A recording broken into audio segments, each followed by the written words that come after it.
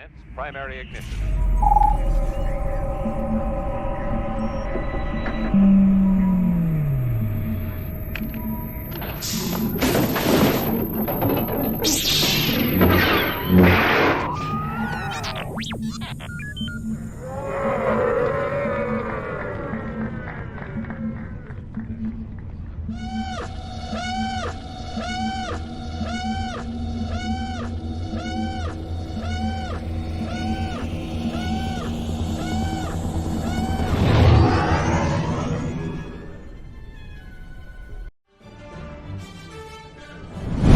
Hi, I'm Yeleni Kushin. I played Varys Offee in Star Wars Episode 2 Attack of the Clones, and you're watching the Virtual Cantina Network. Hey, everybody. Do you ever like have your camera pop back on and you're just like, oh, this lighting looks like really good for me. I'm really happy with You're it. just like, wait a minute, I have to just check it out. Okay. I've never been that girl, but you know, here we are. Yeah, sometimes you just have to. I mean, my God, what's wrong with that anymore? Gotta have a little ego boost, right? Little Get good it for where me. you can. Yeah. Happy Wednesday, guys. Welcome It's been a minute. It's been a hot minute. We're here doing Daughters of the Galaxy once again, and happy belated birthday to Nalini Kirshen. She celebrated a birthday herself the other day, and it's pretty cool. Yeah. Oh, Star Wars Throwbacks. Hi, guys. What up? Hello, people are coming in. Yeah, it's been, listen, thank y'all for bearing with us. We had to re-air a show for our last one. Life kind of came crashing down on us. So both of us mutually. It was a lot of this lately. Yeah. It's definitely been a lot of like tread very carefully because life is crashing around us. But we're back. We're gonna stumble our way through another show. Honestly, okay, if Fennec can get shot by a rookie bounty hunter and rebuild herself to the badass woman she is today, so can we. So can we. That's what we're doing. I feel like that should be like the overarching like theme of our show. Like, yes, everything's a shit show, but at least you're not in a galactic war. Like, that's right. At least there's that. At least you didn't have your guts like shot out. Yeah, we're good. We're good. But also like there's been, I think maybe just because like we've been gone for a month, like we haven't had a show in a month. I feel like so much has happened. Yes, Mark. That's us. Yeah, that's us. No, we're not jinxing it. We're definitely not. We're not. Hi. Hi. Yeah, it's been. It was funny because like as we were coming up for this show, we hadn't talked about Fennec yet, so like she was on our list. We knew we were gonna get to her eventually. But like the other thing that was like on my mind is like we're approaching. I think New York Comic Con is like the end of like the summer con season, right? Like that's it. No, actually, New York. Anything after that for me? New York. It's the right. Yes. No, Rhode Island. I'm sorry, Rhode Island. Is literally the first weekend in November, and that's kind of like okay. a Disneyland meetup thing. But yeah, that's the last con that I have. But like year. we're like at the end of it, and it's been kind of a wild like con season for announcements and for TV shows and publishing initiatives. I think D23 was kind to you. Yes, it was. Yeah, it really was. Yeah, D23 did me well. I was pretty happy with that. It's a weird. But it's like a weird thing, right? Because as excited as I was to hear about all the publishing initiatives coming out of D23 and the extension of the Acolyte, I think we absolutely have to talk briefly about the cancellation of the Acolyte and how gutting it is. And how despicable, like, some YouTubers, even with presented of literal facts from her mouth of what she was saying, led to things. They still managed to twist her words to get clicks and to get views, and it's like it's not what she said at all. Did you even watch the whole thing? It's been really hard, and the one thing I will say as a Star Wars fan, hi Anthony, by the way. Hi Anthony. The one thing that's been really hard as a Star Wars fan is this trend, and we saw it with Ahmed Best, of course, with the prequel trilogy, but like social media wasn't really a thing during the prequels. But with Kelly Marie Tran, with Kelly Marie Tran, that I feel like that was the first real example that we saw of people just going in for the absolute kill, um, just harassing and haranguing these performers. And I just think it's such a awful thing, like, for these performers who are literally just doing their job, right? Like, imagine you finally get to perform in Star Wars. You finally get that Star Wars role, and this is the way that you're treated. And watching the treatment now with Amanda and Manny specifically, um, it's just been really hard to watch. And like, I've had to avoid the comment sections just because it is such a disgusting, disgusting thing to see. But also, I just think that it's a really ugly thing when you're celebrating something that people worked really hard on, people love, just Yeah. watch celebrating its death. Now, Um, I have to say, I was sitting next to a podcasting table when I was at Terrificon, and the guys who actually owned the table were really great. They were really, really nice. Bought me a coffee one day. That was really sweet. Um, but one of their friends that was watching the table the first day I was there, he was absolutely livid. He was an example of the fandom menace as we know it. It was mhm. Star Wars has all this pre-existing properties and they insist on going towards this new stuff that's never been seen before and it just blows up in their faces. And I didn't even I fought it so freaking hard. The urge to like argue with this man, but you can't fix stupid. Like you No, cannot fix stupid. And if you argue with an idiot, who's the idiot? So I sat there and I just shook my head and it's very that. it's Yeah, it's to I have think if you go too deep into something that's already existing, it's like, oh, they can't come up with anything new. They're just spitting out old mhm. stuff, blah, blah, blah, blah. It's more Skywalker stuff. And then when they dare to be creative and to step out of the box and change the timeline a bit and introduce new people, it's, oh, that's not my Star Wars. Yeah. You can't have Yeah, it's you can't have both. And it is really hard because of course we ended season 1 with such an incredible cliffhanger, and there was so much both. potential for like canon affecting story to be told Mm, there. yeah. Um and it was just, yeah, it's so hard Yeah. because there was for so long, like, it was so fresh, everybody was so excited about this story that was going to happen, and we got it, and the critics actually did well by the Acolyte. It was the fans that just absolutely the Not fans. even It the was quote Yeah, fan. it was the fans who just tore into it, and it was really hard to see. And if you've been watching the show long enough, or you've been talking to me outside of the show, you know that the Acolyte and the High Republic has my whole heart, and it's something I'm really passionate about. So I felt that cancellation, like, I had to take the day off the internet to just kind of like sit Yeah. with it, because it was a really hard show On to Manny's lose birthday of on all Manny's days. birthday on top of everything else. But Oh, it was a hard show to lose. And again, the silver lining was the whiplash, as I called it, was, you get the news of the cancellation, and then D23 happens right after it, and they're like, okay, but we're still getting all these books. with all these So characters that we've introduced and made you love, and yeah, ugh, it's definitely it's going to sit with me, and I know that of course we'll still have those characters. I know we'll still have the story, and I can go back and enjoy it whenever I want, which I'm really excited about. But um if you didn't watch the finale of The Acolyte, we now have a problem with Darth Plagueis, because we don't know what's going to we happen don't with know the what rest of that happened. story. Yeah, So and that's like a Darth pretty big Plagueis problem the to have. Wise.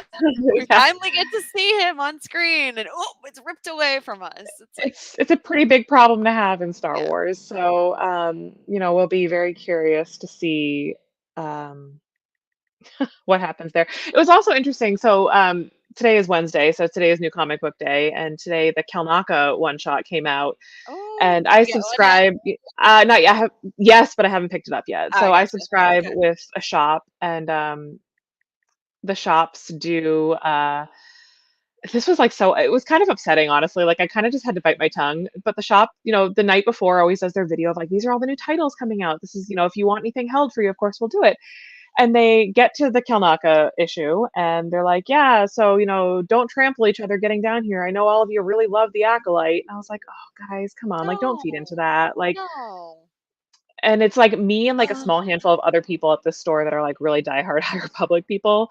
So, I think we were all kind of like, oh, this is this is awkward. Like, yeah, I do want all three covers actually. And yes, I will be there to pick them up. And like, yes, I am excited for this story. So, the attitude around the Acolyte is tough. It's hard to witness, but the good news is the High Republic fans are really resilient, and we've kind of been dealing with this pretty much from the get-go, and the vitriol and the hatred around our favorite stories and characters. So we are just gonna kind of take it in stride and say, okay. I What find else can that you say? Star Wars tends to go, and this is like the fans being like fans. Yeah. If you notice, like it takes 10 to 20 years for people to just back the hell off of things. Oh yeah. Like they hated Rogue One. Like I've been a fan most of my life. They hated Rogue One with such vitriol Hmm. when that came out in 2016. Here it is almost 10 years later and everyone's singing the praises of Rogue One and how it's like the amazing movie and stuff like that, and it's like, well, you're just getting onto this now. This movie's been out quite a long time. Like, why are you It's changing your minds now?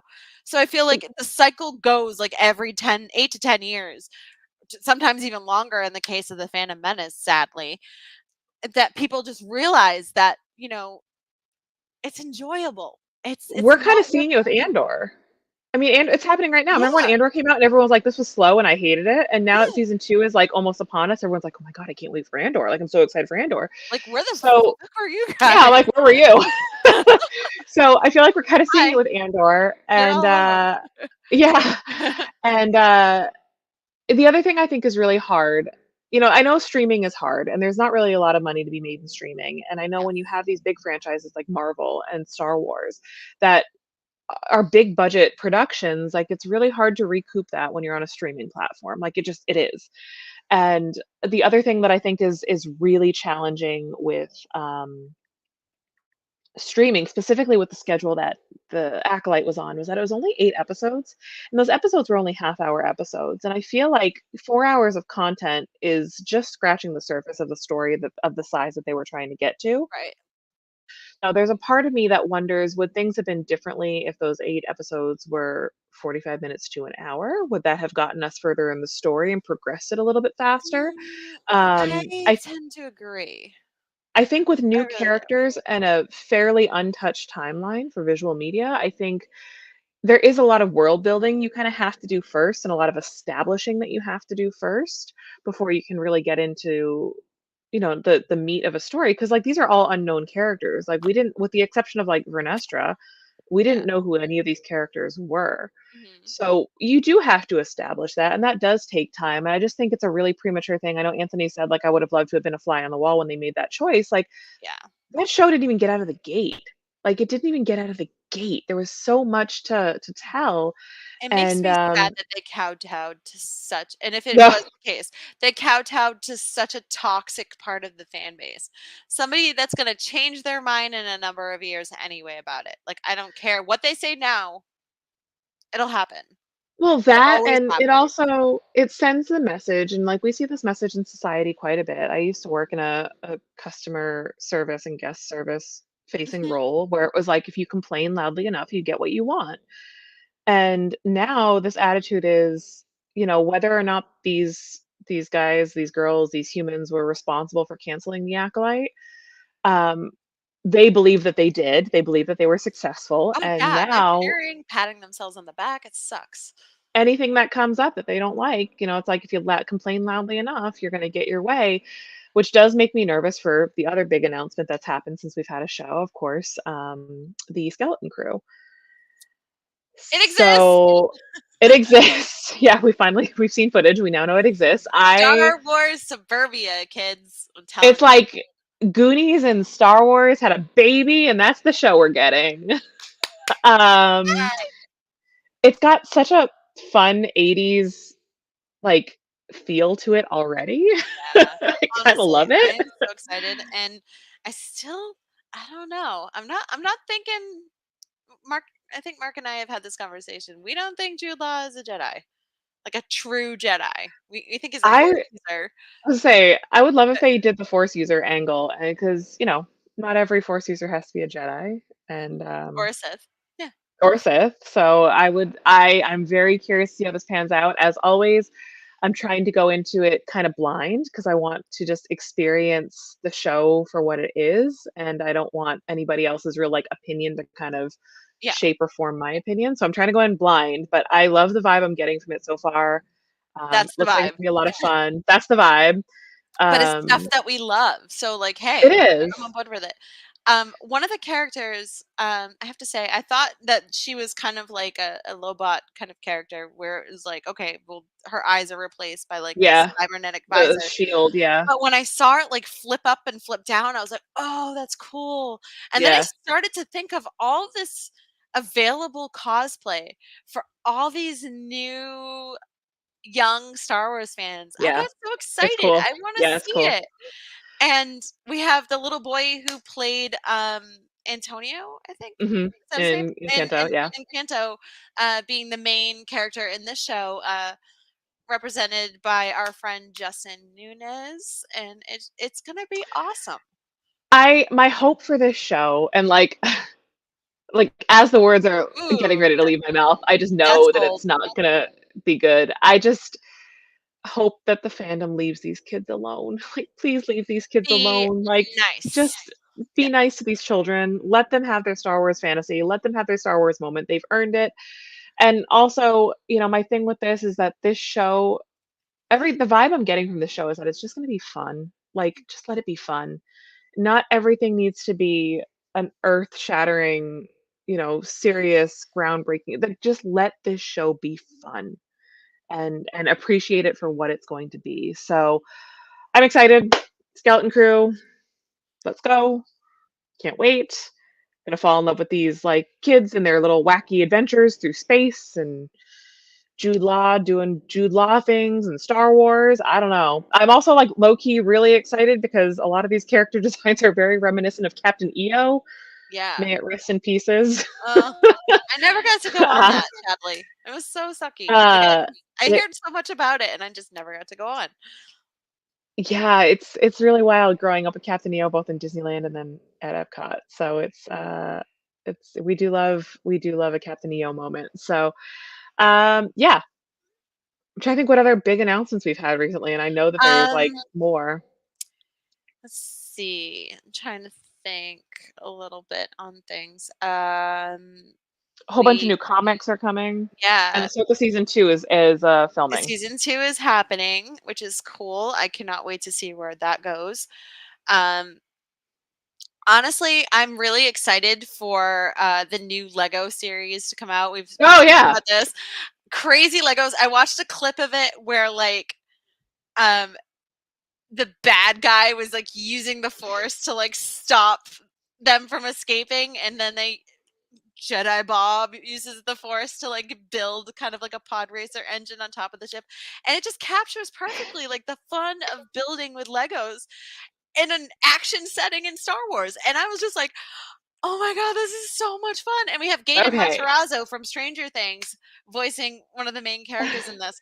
And it's brilliant, and I loved it so much, and it just turns it into like all these amazing sets. Darth So Jar Jar, yes, that's the I T. see your Darth Jar Jar, and I would encourage you to pause the clip, like the little preview with Darth Jar Jar, and look to the left because standing directly behind Darth Jar Jar is Darth Can't, Nubs, I can't. and It's I have sad. not been the same since I saw that. I have not been the same since I saw Darth Yeah. Nubs. Um, the Ah. Lego Star Wars stuff is truly some of the most joyful Star Wars there is Oh because like yeah. there's no consequence to it. It can be whatever it needs to be, whatever it wants to be. It can be as stupid and unhinged as it needs to I be. I love that it's like the creativity of your inner child, and Yeah. you as a child like building it on a fly. Well, like, oh yeah, well, I'm gonna escape using a pod racer engine, and oh yeah, well, I'm gonna use the force, and I'm gonna turn into like an AT-AT walker at you. And it's just like It's it just it's pure imagination, and I love it. one of my all-time go-to, like Oh Mark, yeah, yeah. if I'm having a bad day kind of shows to watch is absolutely the holiday special, the Yeah. Star Wars Lego holiday special. It's so unhinged and Every adorable. time I I love see it. Palpatine in his little chair twirling around, it Whee! makes me, yeah, I don't know. It does something to like, it resets the chemicals in my brain, and Vader it's just in the like, okay. sweater And the coffee mug. and the I don't know coffee why. mug. It's It just is so funny to insane. me. It's so funny, and it's so well done. And then I joke all the We need time, like, that. again, longtime followers or people that know me out in the wild know that, like, when I dissociate and I kind of come back to, I always joke about there being two droids in my brain, and those two droids are bum fighting. The scene that I'm referring to is the Lego. I think it's one of the shorts, but it's in the background. There's R2D2 and Chopper as Legos just crashing into each other and yelling at each other. That's the scene I'm referring to that exists in my brain. Like when my brain shuts down, that's what's happening. Is it's just those two Lego droids just fighting. Lego Star Wars is spectacular. Absolutely love it. 10 out of 10. Can't wait to see the stupidity. It's going to be a lot of fun. So good stuff there. Oh my God, other news that I can think about, and then we really have to start talking about. Yeah. This is what happens when we don't have a show for a month. So I I'm think gonna, only thing I can think of are new comics. We've got a whole bunch of yeah. new comics picking up. Some series just ended, and some comics are coming. Let me Echoes of Fear see. just started. My High Republic people. It's Um, the it's Dude been Bros are big mad because we're getting a lesbian wedding in the High Republic Adventures. We'd love to see that. tears. Agatha all along, Star Wars adjacent. Marvel is getting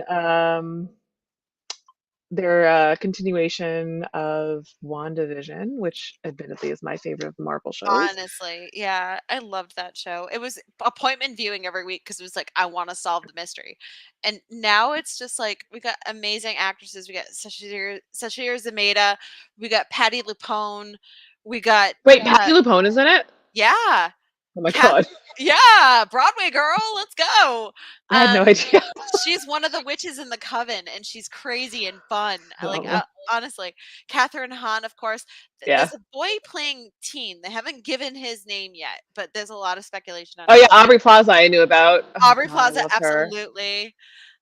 It's gonna be awesome, and it's gonna be unhinged. And I see people being possessed and climbing up walls, and I'm like, oh my god, this is gonna be the perfect Halloween viewing. It's gonna be great. This is one of those shows where, like, not to put pressure on Agatha all along, but this is the show that if anything is going to get me back into Marvel, it's going to be this one. Oh So I guess we're going to yes, see, because I am very far behind on Marvel.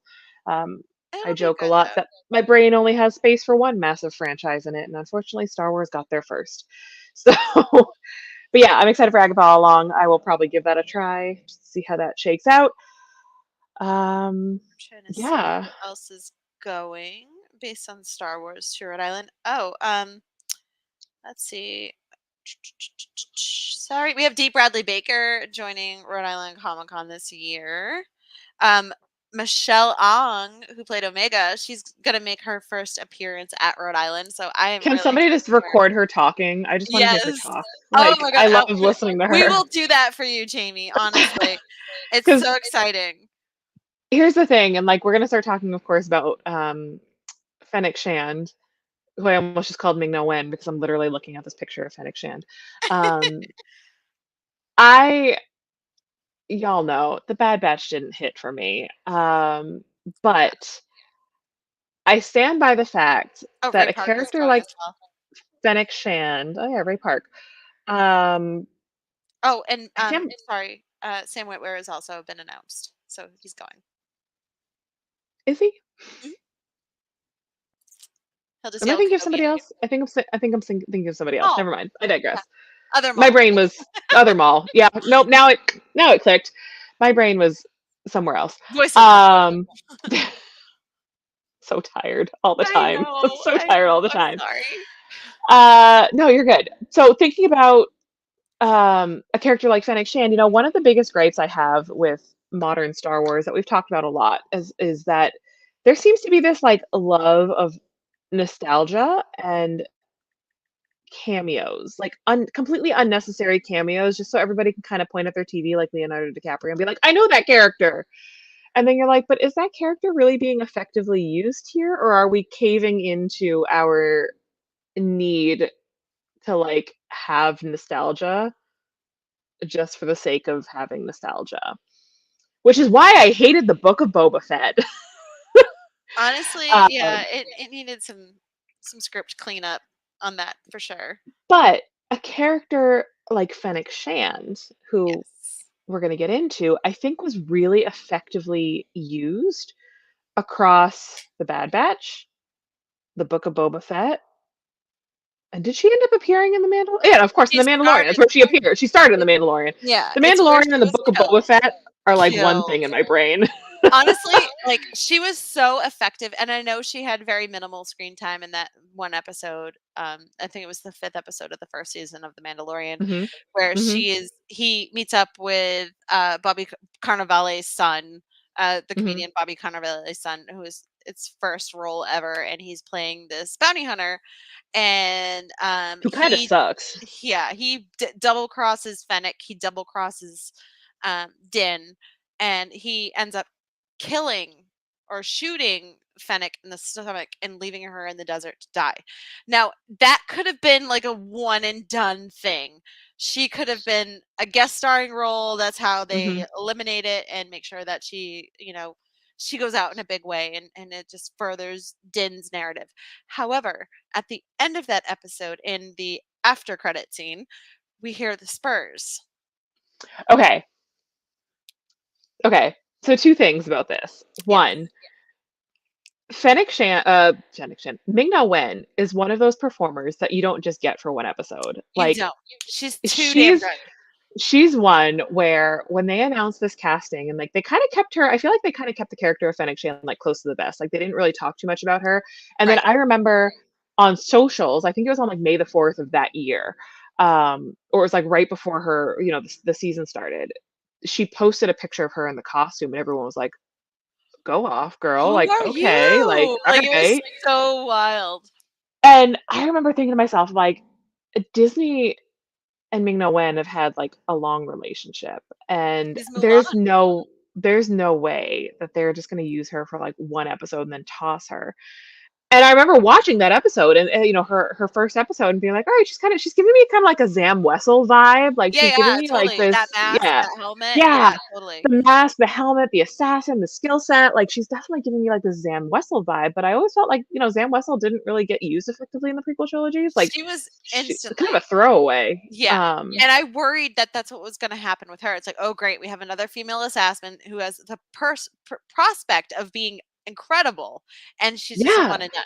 I was like, they can't do that to her. She's been in Marvel, she's been Agent May and Agents of S.H.I.E.L.D., and she helped carry that show, like the team. She was she the heart of that show. Yeah. Both her and Clark Gregg, like, and Gemma and Fitz, like, they were the heart of the show. And it wouldn't have gone on as long as it did without them. And to have her go from Marvel to, well, first and obviously the She was Disney, a Disney and princess. She was Disney Mulan. Disney princess. We'll use the term loosely because she was a badass warrior. She was no princess. She was a badass. Period.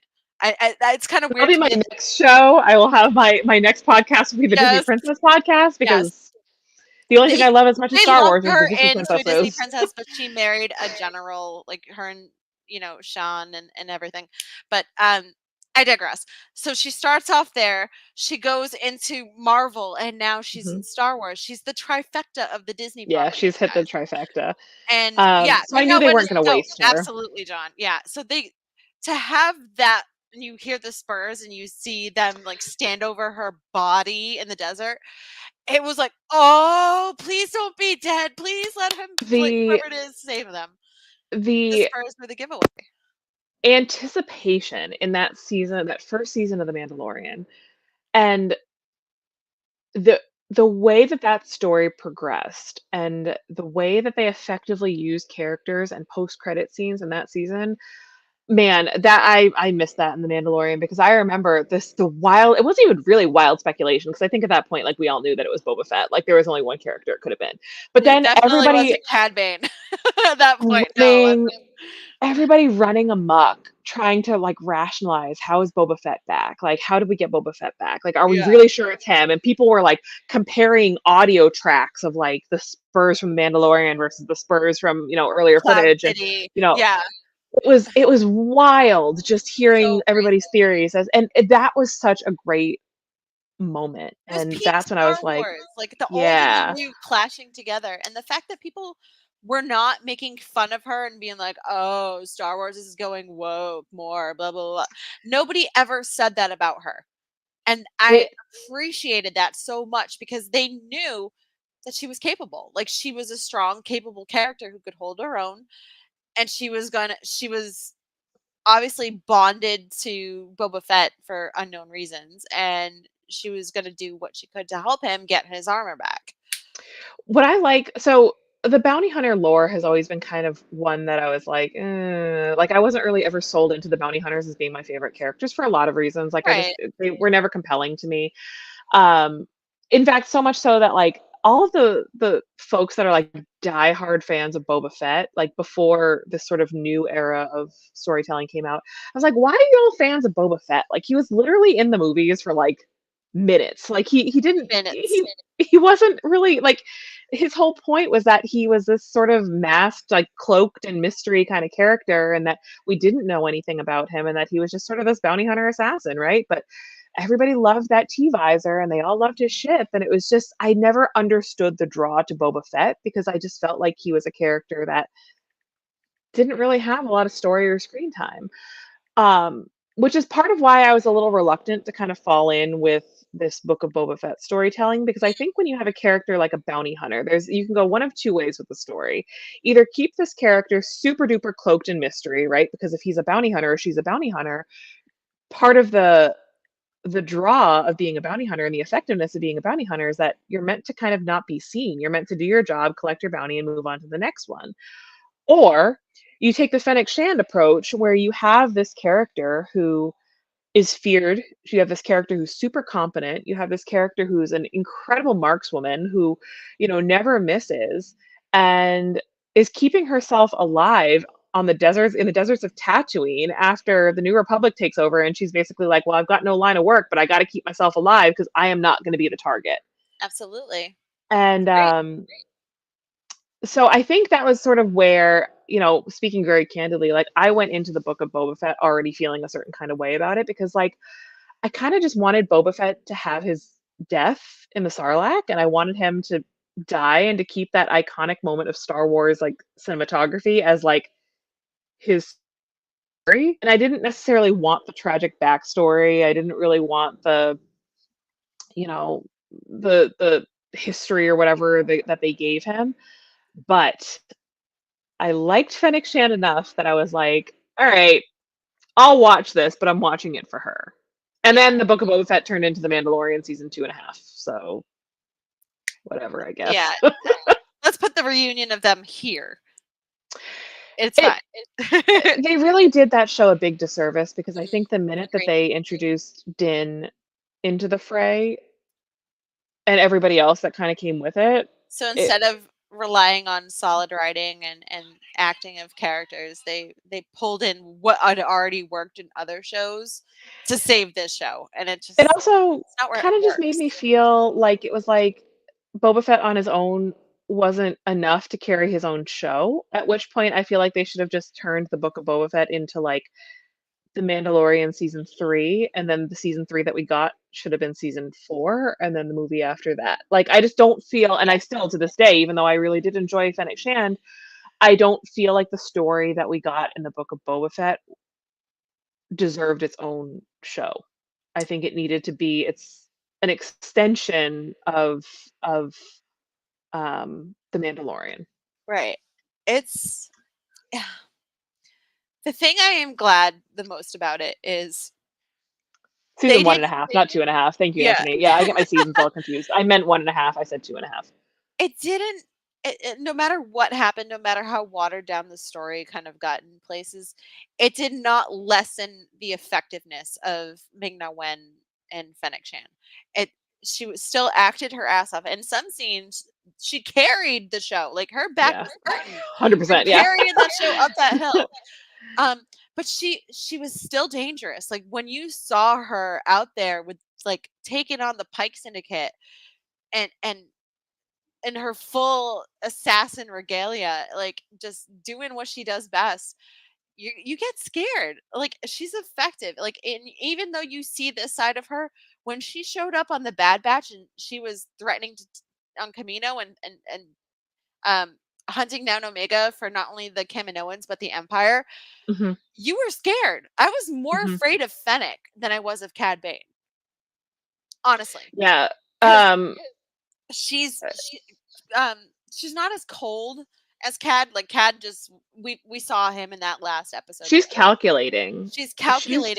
But she's got a little bit of warmth to her, so she's not straight up cold as ice.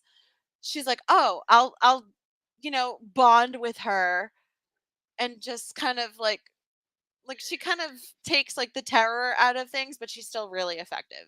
What I really didn't like about this was that, well, yes, okay, so I think that's worth mentioning is that Ming-Na Wen like is a Star Wars fangirl, and I think a lot of the fanboys default automatically to like the picture of her in her Slave Leia costume, like the Hutt Slayer costume.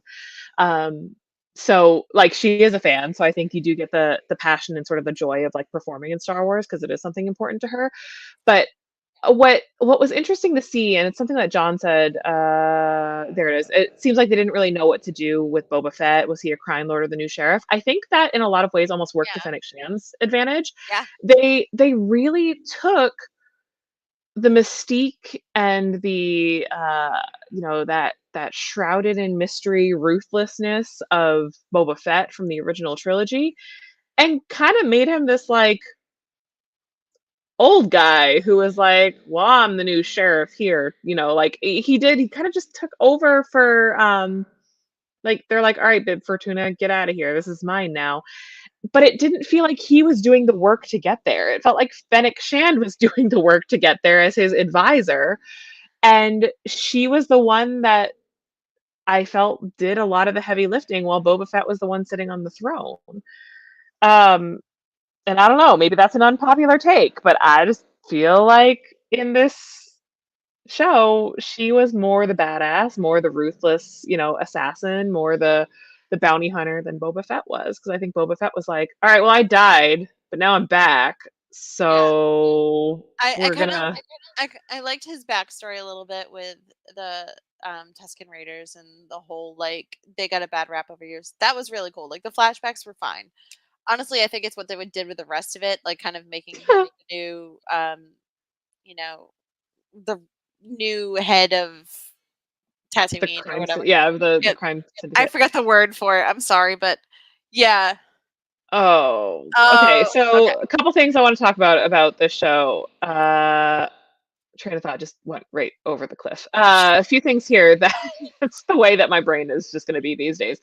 So Fennec and Garsa, yes. I think Garsa was an interesting character that again got killed off too soon, because I love when you have a character that is like that well connected to so many different characters, good, bad, and otherwise. Like, that she has stories to tell, and that she's more than just like this hostess of this nightclub and this owner of this nightclub. Like, we didn't see a body. It's fine. We didn't see a body, and I think now is an important time to mention that we also didn't see Max Rebo's body. So where's my boy? Where's my sweet boy? He's not dead. He's out there playing the keys, just getting through it. He's doing it. He's on the Star Cruiser. Leave him alone.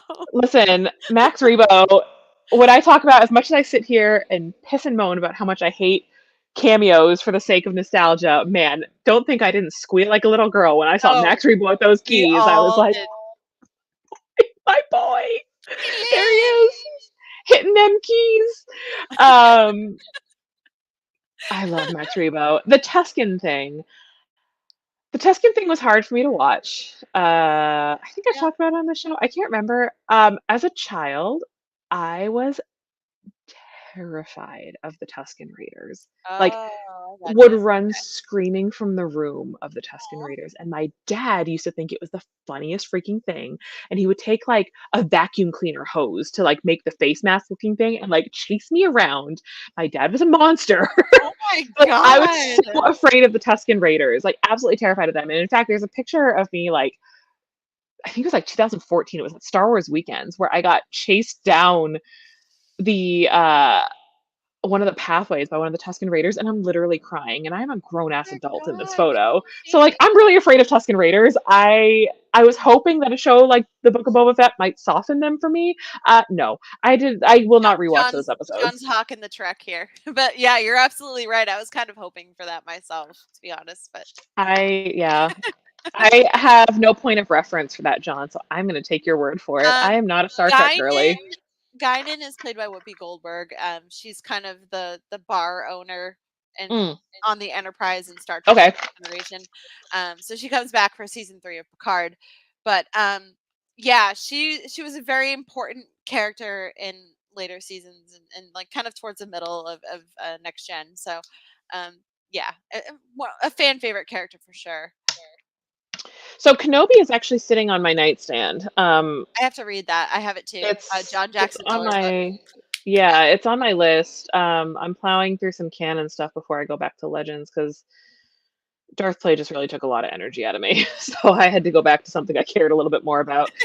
Um, but what is nice is what I think a lot of the really angry fans are missing. All the people that are like, well, the new Disney canon sucks, and we had all this EU stuff. Is like, I don't think the EU stuff necessarily went away. I think it's just being used differently. Yeah. And Um, all the people that are complaining about the EU, it's like if we don't have the Disney canon, we lose out on characters like Ahsoka. We lose out on characters like Hera and Sabine and Ezra and Kate. Like, you have to pick that fight very carefully because while it's true that there are a lot of stories that still could be flexed in the EU and canon, if we had just strictly went back to the EU, we would be losing out on a lot of characters who are now like basically quilting Franchise together, forerunners. the whole Yeah. franchise. So, And do you feel like Fennec is in that category? Like, are you excited for the possibility of a future with Fennec Shand? yeah, so and that's sort of how how we started the show is the effective use of a character hitting now three shows because Mando, what did I say? Mando, Book of Boba Fett, and The Bad Batch. I don't think it's out of the realm of possibility we're going to see her in Yeah. Ahsoka. And Honestly, I I'm think excited. for sure we'll see her in this movie.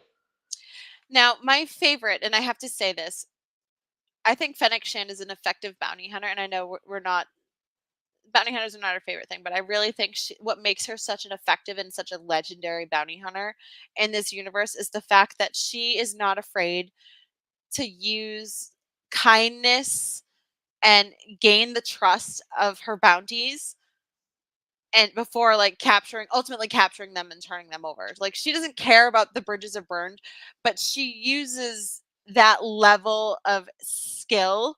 And it's not a common thing because usually we see it with Zam Wessel, we see it with Boba, Cad Cad, Bane. Hmm. Dengar, all of them. Hmm. Shoot first, ask questions later. Hmm. Fennec is more effective because not only does she take off her helmet, let her face be known. She's not as scary looking, and she like connects with her prey, her bounties, but as she does with Omega, and like kind of looks out for her and helps her reunite with her friends, but will ultimately taking her back to um Camino or trying to take her back to Camino and gain a bounty. And I think seeing that and then seeing her later on and how ultimately she's got this legendary persona as this great bounty hunter and she's double crossed Mm. and left to die, but she ends up gaining the trust of Boba Fett who saves her life. And granted, she's got a robotic stomach now, which is Hmm. that was probably one of the most terrifying things I've seen was Thundercat. Yay to Thundercat, talented, incredible bass player. But the mod shop was so scary I to did me. not And I'm like like, so that was oh, like a full eye roll for me when we got into the whole scene with the mod shop. I was like, I hate this. God, I hate this. yeah. I hate this so much. It I was hated it. very cringy to me, but honestly, I feel like it was probably the only way that we could like make sure that she was able to come back. And Yeah. honestly, she was the reason why Boba Fett uh became the daimyo, whatever. I'm sorry, I suck at Yeah. this terminology. Um of Tatooine is because Fennec was his right hand person. I He did think the the dirty other work, thing, but he was just kind of sitting in a Bacta tank having flashbacks. That's what was just like all of Book of Boba Fett for me. And bringing back, and obviously I love Cobb Vanth. I'm a huge Timothy Oliphant yeah, character. Cobb Vanth was a good one. Sign me the hell up. But having him get shot and injured and having to go into the Bacta tank and into the mod shop, ultimately, I was like, Jesus Christ, are we all going to be cybernetic now? But Yes. um, Yes. but honestly, I feel like she uses that level of care to make herself an effective bounty hunter. And I really want to see, and we see her like team up with Din, team up with Bo-Katan, Cara Dune, all of them to go rescue Grogu. And I I was like, think yeah, this is how you probably do the Girl Squad thing, and in television or a movie like this. These are badass women, just not being like girl power. They're actually getting the job done. she's mentioned a few, I can't remember where in the story, but I know because I was rereading just some articles just to kind of get my brain up to speed because again, brain is braining Brainy. before our show tonight. And she makes mention of at least once, maybe twice, saying that she doesn't really care about the money. Like Yeah, she doesn't care about the money. Where like when you look at some of these other bounty hunters, like they do care about the money. money comes And first. That's why they shoot first and you ask questions later. right, and the whole premise Like of the how much? Mandalorian, collecting those pucks was trying to get those like big ticket pucks to pull in the biggest bounty to pay for in Din's Life, case, like to pay for his ship and to get the get space, himself back to where he needs to be. But like space Winnebago. the space Winnebago, may it rest in pieces. Um, that was, I think, one of the hardest things to watch was It watching the was Razor in Crest that go. episode where It was in that episode, we watching the finally Razor get, Crest explode. Boba Fett's back and he says that how he survived in the desert, and we see Fennec Shan for the first time, and boom, there goes the freaking Razor Crest. it, so I'm really conflicted with the statement, so I don't know how I feel about this. I guess I'm going to put it out there and see what you think about it. But like, I there are times when I think giving a character the tragic backstory works, and there are times when I think giving the character the tragic backstory is like, what's the point?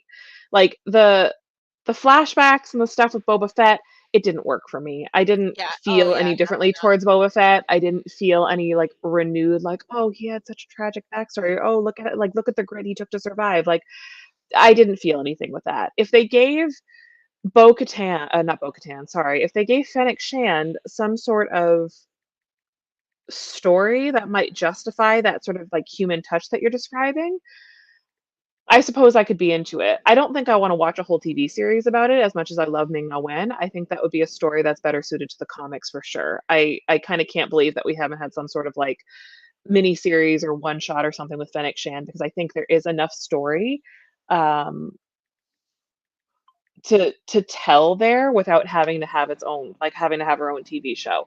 I love Ming Na Wen. I do not want a Fennec Shand TV show Right. because we're in this era with uh, this timeline where it is just that whole timeline is so oversaturated at this point that like the last thing I want is like one more show to add into that. I Yeah, I just don't don't. need another spinoff. I think she would Um, be a great supporting character in Mando the next season, even in the Mandalorian and Grogu, even in whatever Mandoverse movie that Dave can come up. I think she will be a perfect addition to that. Don't do a spinoff. yeah, Agree. okay, so Anthony, exactly this. Kira absolutely needed the tragic backstory. Um, Yes. Kira, yeah, yes. Her whole history with the syndicates and everything, and getting from where she was with Han Because to that was scary. And there's yes. a lot we didn't know. So she definitely needed that. Fennec, I agree. She could maybe just be a regular person who said, I need money and I'm really good with blaster, so here I am. And again, I don't think that's a bad thing. I think sometimes it's okay to have either a villain or a morally gray character. Just be a Yeah. villain. Just be morally gray. I use the example a lot of the one movie. I've only ever walked out of the theater for one film. And I was so upset about it and just so angry about what I was seeing. And when I was thinking about what made me angry, it was because they took a character, one of the best villains of all time, one of the most evil villains of all time, and they gave this villain this tragic backstory that made us sort of almost like feel sympathy for the way that she was, and that movie was Maleficent. I walked out of the theater with Maleficent because in Sleeping Beauty, you have this character who is just bad for the sake of being bad. She's scorned Yeah. because she didn't get this invite to this party. This fairy And party, and all the other fairies are invited and got to give but gifts. Why wasn't she invited? but Maleficent, the movie, the live action movie, gave her this tragic backstory. And I'm like, but you're kind of like undermining the fact that she's just bad for the sake of being bad. And I think that sometimes you can have a character and that's okay. Like, let them be a villain just for the sake of being a villain. I don't think that we need to have these tragic backstories for every villain or every morally gray character. I think to Anthony's point, it's okay to just say she's just a regular person who's great with a blaster Yeah, and and she there's wants to make nothing some wrong with money. that.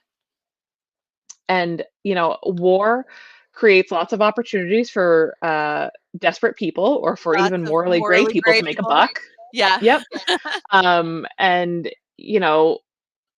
Fennec, by the time we see her in the desert in The Mandalorian, the first time we see her, all of her leads for jobs have dried up because the Empire is gone. And now it's just, It's like a the, fight amongst bounty hunters to, like, either yeah. find old Imperials for the New Republic or Hmm. to find, um, old, like, rebel people for the newer Imperial group, like, for Moff Gideon.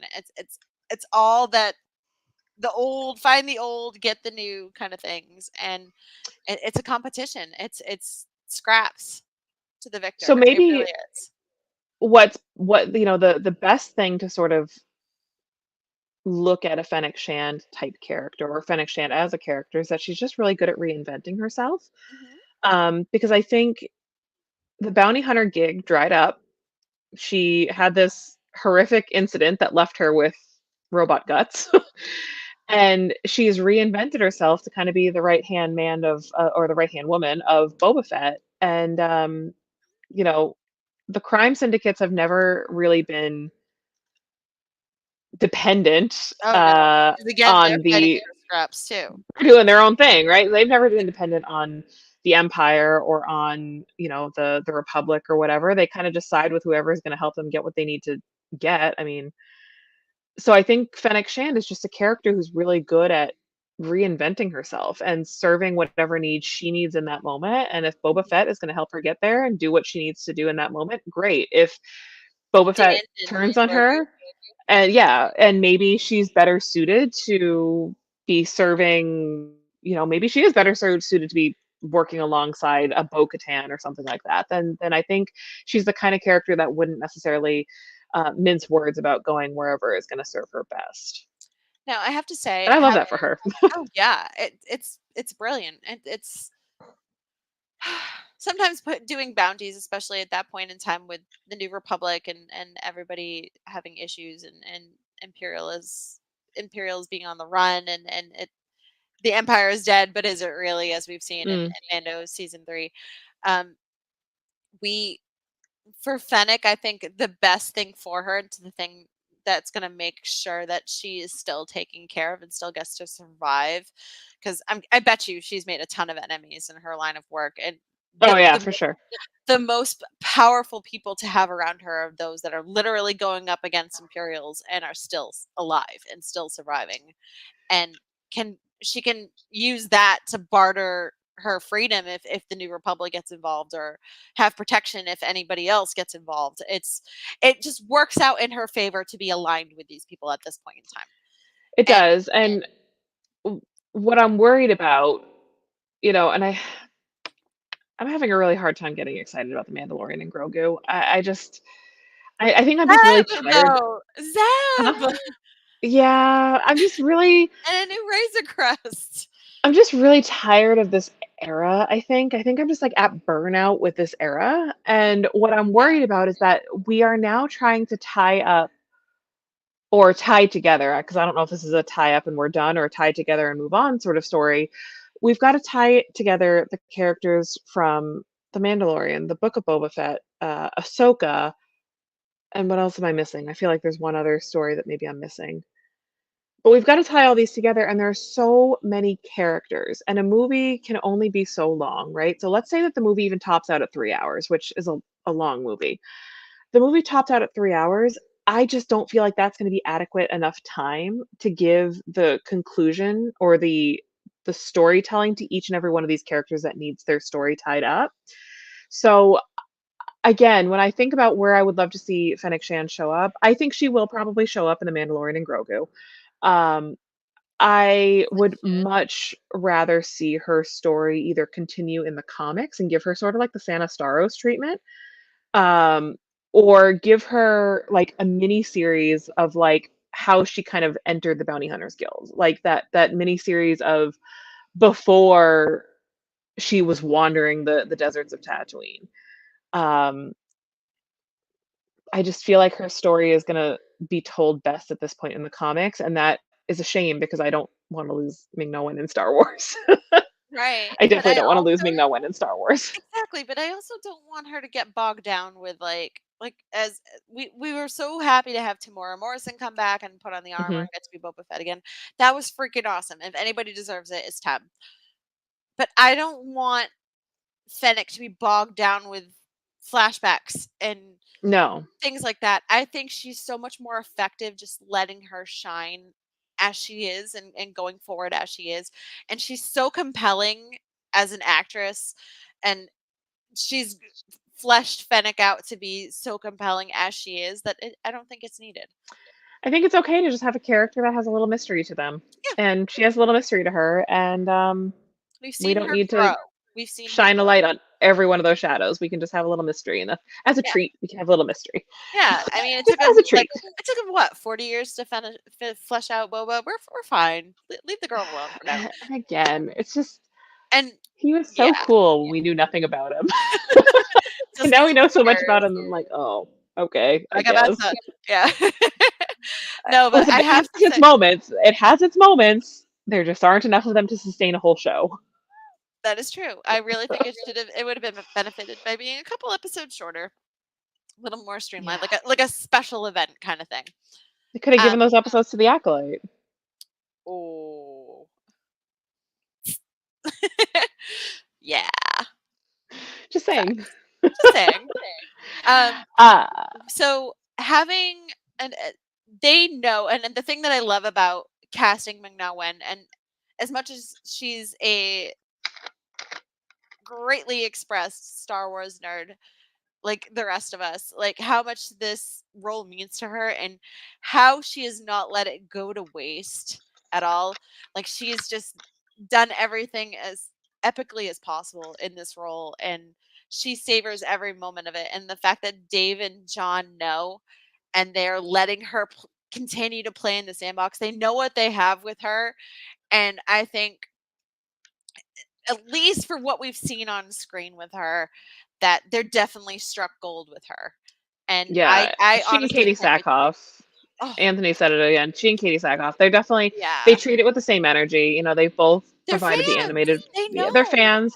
They've both provided their own animated voices. They've both provided their on-screen voice. Their on-screen representations, performances of the character.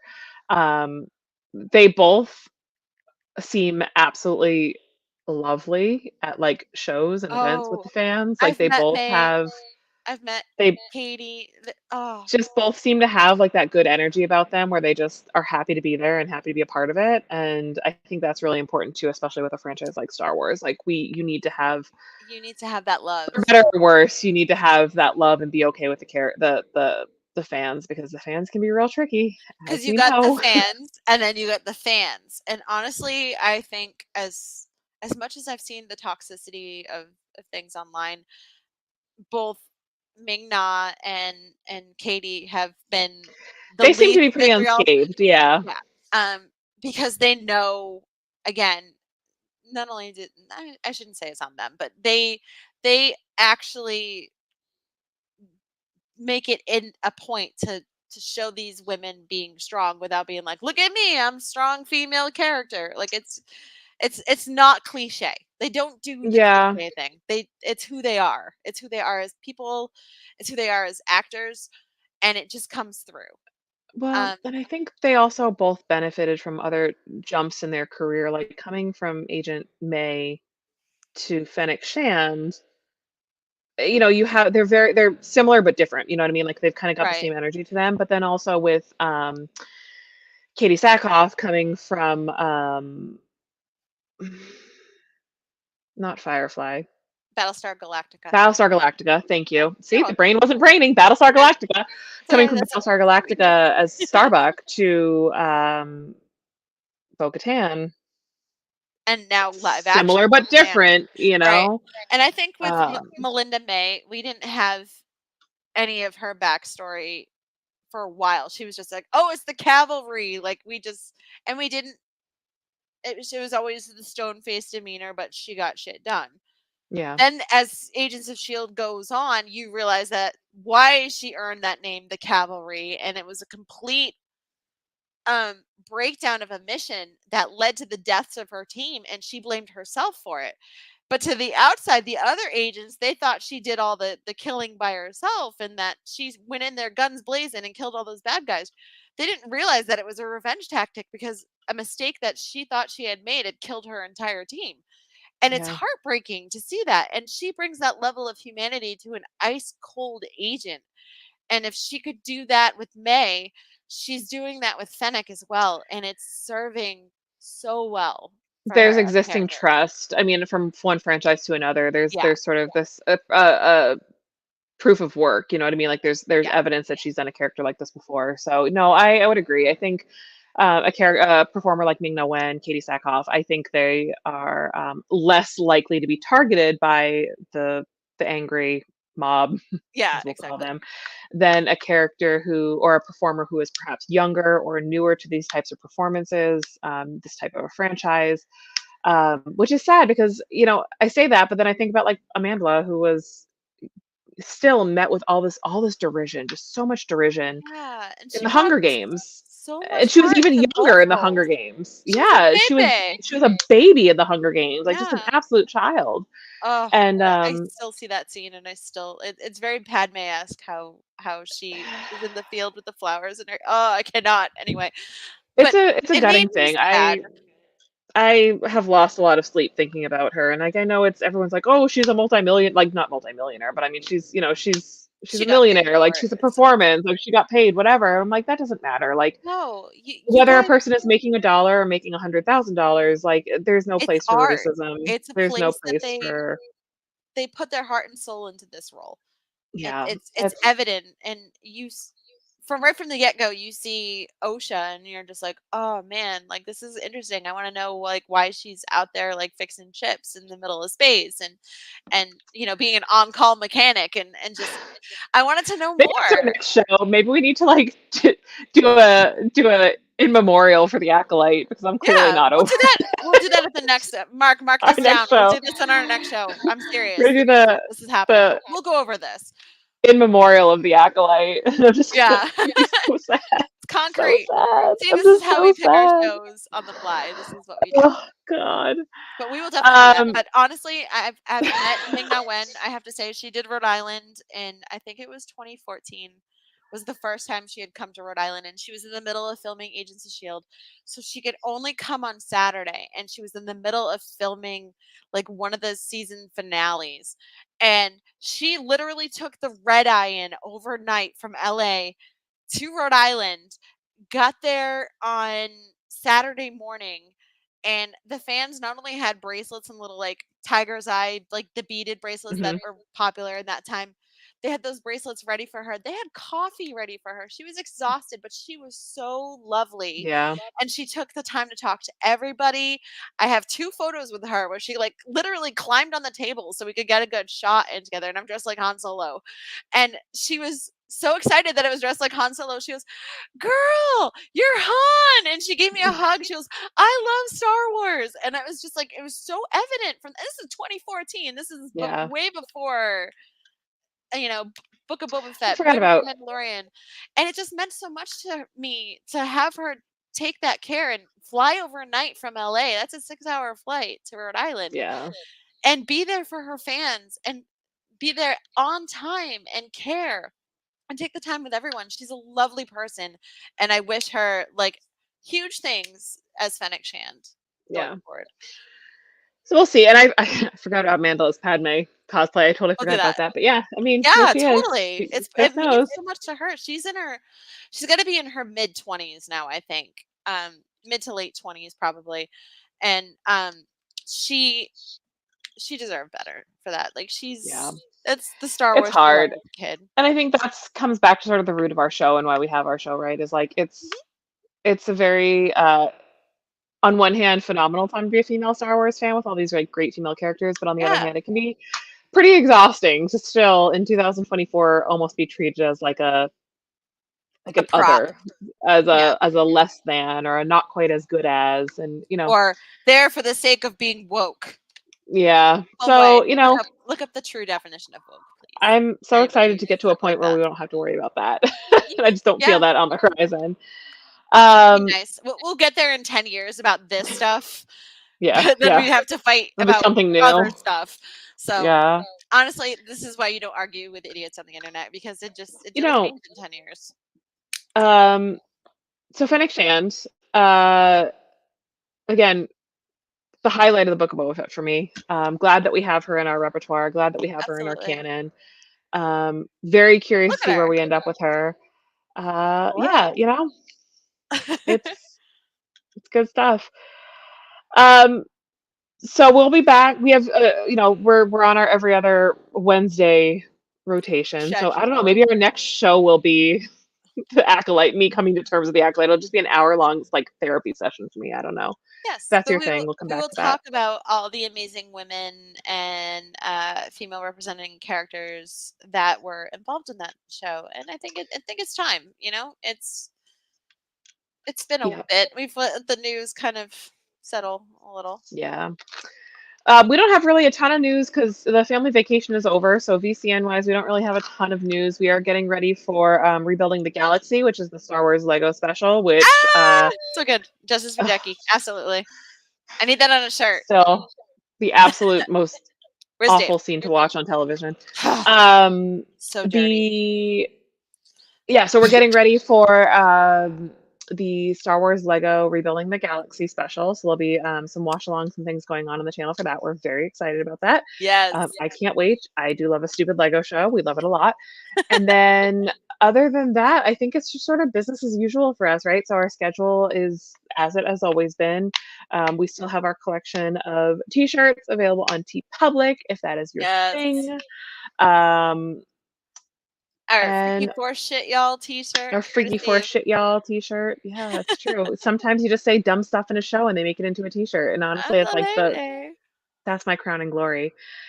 Ashlee, anything I forgot? Anything? Oh, like you're coming up on the end of Rebels Revisited, so we're getting to the end of that. October 3rd is tentatively scheduled right now to be our last show for Star Wars Rebels Revisited. Before we switch over to Star Wars The Clone Wars Revisited and pick up a permanent co-host in the one and only Ski Pruckle. It's him. We know him. It's him. But we're just like, we're really kind of, it's a bittersweet moment. We're kind of sad. We're kind of excited. But you have us around for a while. Like the running joke between me and Mark is like, till we're 90. Like we're totally adopting that Deadpool thing. Till we're 90. Till we're 90. So we're not going anywhere, but it's the end of an era for our first VCN show. So it's kind of bittersweet, but we still have plenty more to come in the coming weeks. So make sure you stay tuned for that. We just trying to think what else we have going on. I think that's it. It's like a really light news week for us because there's just not a ton going on. Kind of scary. Yeah. I know it's quiet. Like we don't have any Star Wars shows on Disney Plus right now, like anything new airing. So get a t-shirt, y'all. That's our news. Yeah. So we have the Daughters Galaxy collection right there. Sabine's wearing our snazzy logo. We have this beauty right here. Freaky Force Shit, y'all. We also have our Pride collection, and make sure you check that out. Yep. All right, y'all. Thank you so much for hanging out with us tonight. Hope you guys had fun. It's always nice to be back, and sorry again for the long, the long month while we weren't around. Sometimes things are just out of your control. It just and happens. You just have to deal. So Yep. We'll be back in 2 weeks, and we'll publish our topic and everything in advance. And until next time, that's what we got for y'all. Yeah. So thanks for hanging out with us, and may the force be with you. Bye, guys. For light in life. Yay. I would never forget. I would never forget my High Republic drop. Ever. Lives in my brain rent free. Forever.